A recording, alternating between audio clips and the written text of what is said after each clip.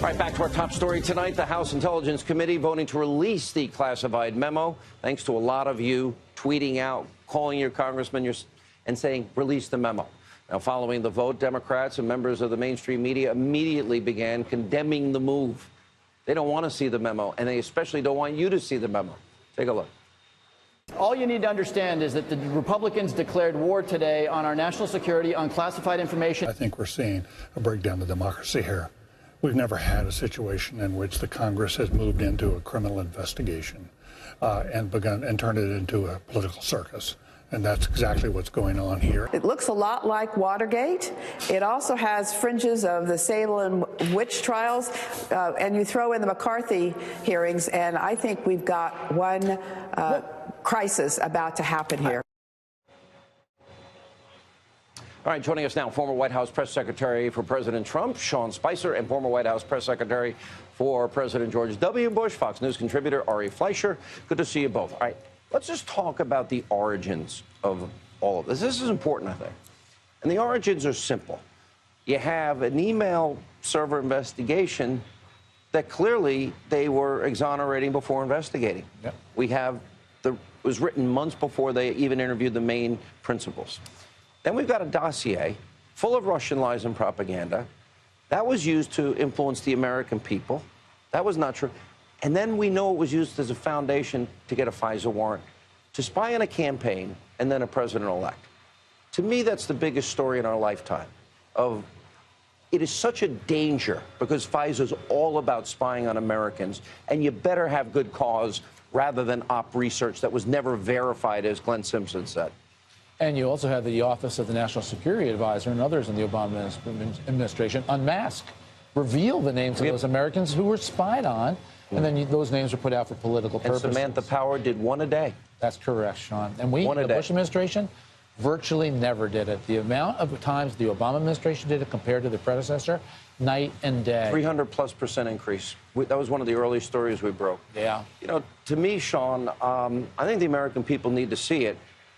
And I think we need to put all the fixes in so we protect everyone's constitutional rights against unreasonable search and seizure. And we've got to vet out those people that clearly, purposely abused this program that was designed to keep Americans safe. Yeah, look, I think that there's a balance. We've got to make sure that people don't abuse the system, that we're not using government information, classified information, against American citizens in a way that's being alleged. But we've also got to make sure that it's done in a way that doesn't reveal sources and methods.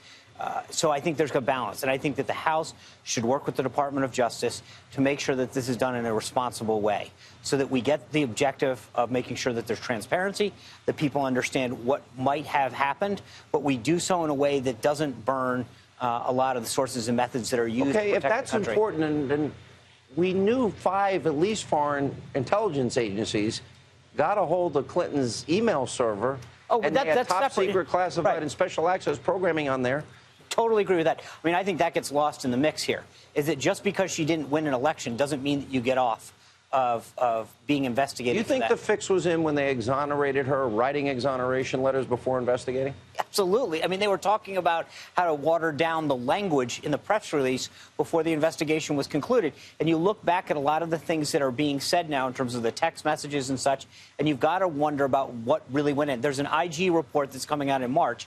I think that that's going to be revealing as far as what really happened inside the department. Look, one of the things that's interesting about what the Democrats are saying is that if you question anybody in the government right now, you're anti-law enforcement, you're anti-this, that's not true. 99% of the people who work day in and day out in law enforcement and intelligence agencies are good, hardworking people who care about this country. Yeah, you know, one of the other things they watered down, and I only realized this last week, one of the emails, at least one, more than one of the emails Hillary sent went to President Barack Obama from her private server. And you know what the FBI did in the investigation? They changed the name, but Hillary sent it to President Obama, top official, to senior government official. They cleaned it up to protect Barack Obama. Let me ask you this. Because they couldn't handle the idea that the president knew Hillary had a private server. If she committed crimes and they covered for her, that's not equal justice under the law, number one. Number two, if they're using her paid-for dossier to spy on an opposition campaign, That's right. How severe is this to you? Sean, you know that I, on your show, have regularly defended Bob Mueller. I used to defend James Comey on his investigation of Hillary. I can no longer do that. I think the investigation into Hillary has turned out to be a sham. And anybody who loves the FBI, as I've been raised to do and still do, in this instance, the FBI has let us all down. That is scary. And you're not me. I'm a little bit more of a bomb thrower. All right, when we come back.